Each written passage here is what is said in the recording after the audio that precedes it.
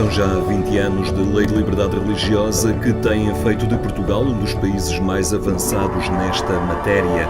Por iniciativa da Comissão da Liberdade Religiosa e do Alto Comissariado para as Migrações, a Assembleia da República declarou 22 de junho Dia da Liberdade Religiosa e do Diálogo Interreligioso. E foi nele que representantes de diversas religiões se juntaram na Fundação Calouste Gulbenkian para dar conta do progresso que esta lei representou para a liberdade de culto.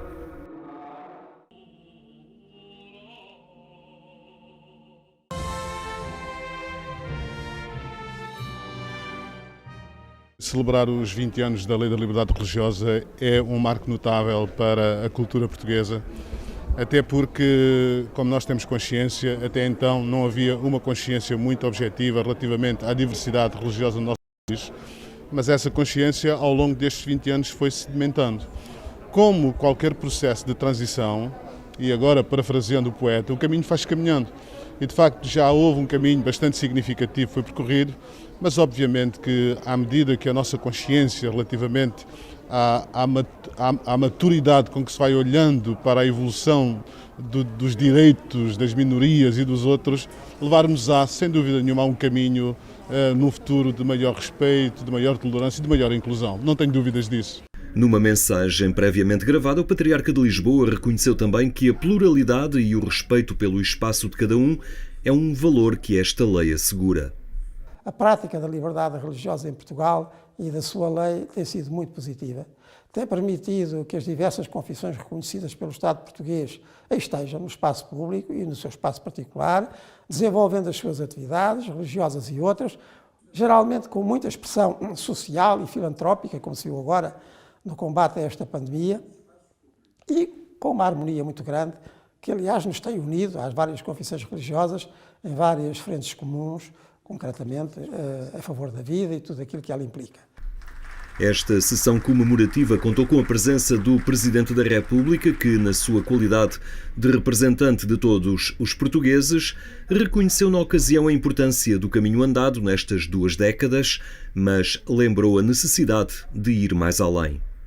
Há que ir mais longe no aprofundamento da ligação entre liberdade religiosa, outras liberdades e condições económicas, sociais, culturais, jurídicas e políticas dos seus titulares. Como todas as liberdades fundamentais, depende muito daquilo que é a situação daqueles que a queiram exercer. Liberdade na pobreza, na desigualdade e na justiça afrontosa, ou não é liberdade alguma, ou é meia liberdade.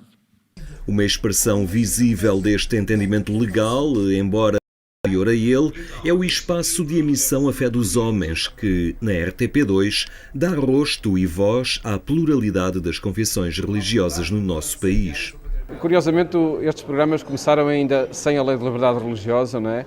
O que mostra que não houve ruptura nenhuma para implementar uma lei que garantisse, de facto, aquilo que já era, se calhar, uma prática comum, não é?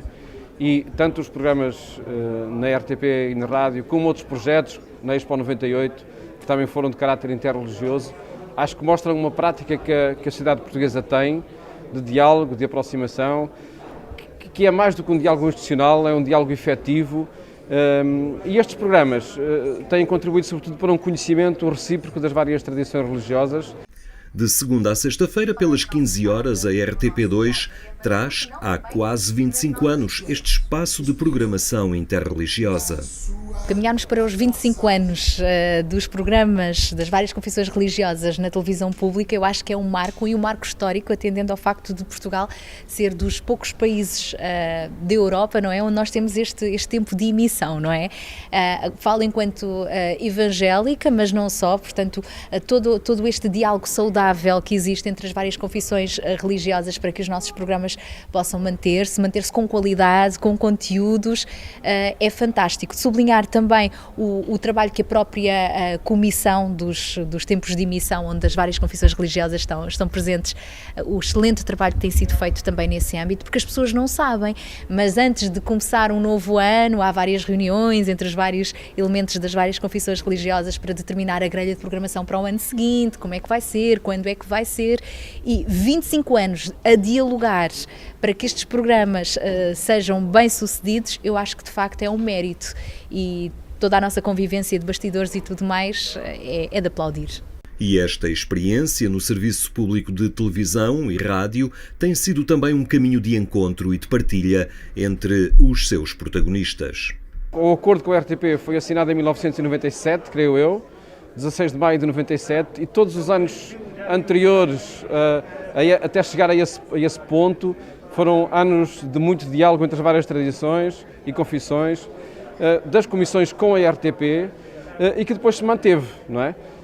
O Padre António Rego foi, sem dúvida nenhuma, o grande animador deste diálogo, e continua, por certo, próximo desta causa, que passava por encontros muito fraternos, podemos chamar assim, entre todos, num ambiente de respeito, que não se fez notar só quando foi necessário afirmar o valor destes programas, manteve-se ao longo da história, como está agora na comissão atual, mantém esse caráter de proximidade.